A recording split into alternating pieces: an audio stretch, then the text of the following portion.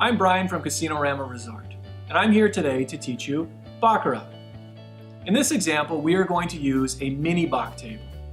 The game of Baccarat is essentially the same whether you play at a mini Bach table or in the VIP room on a full Baccarat table.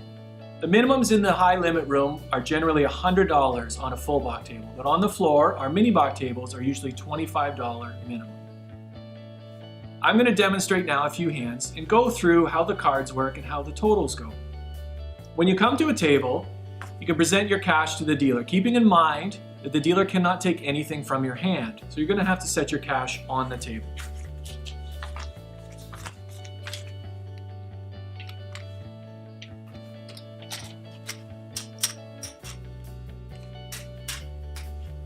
So you have two options when playing Baccarat.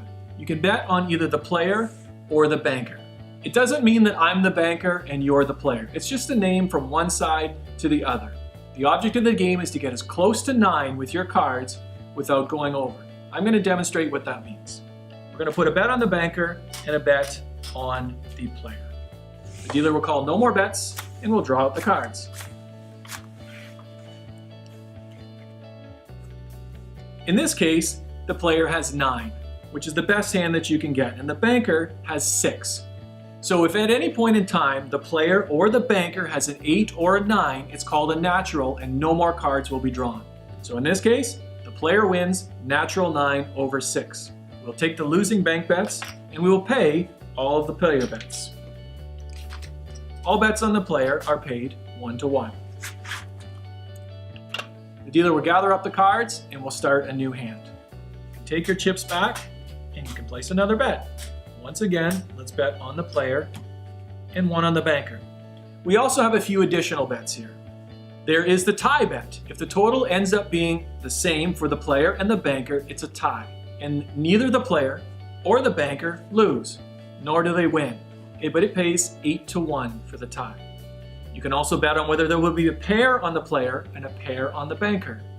If both of the first two cards for the player are a pair, 2 5s, 2 6s, 2 queens, or the banker are a pair, it would pay 11-to-1. So let's go ahead and put a couple bets on the tie and the banker and player pair. No more bets. Okay, in this case the player has a 4 and a 6.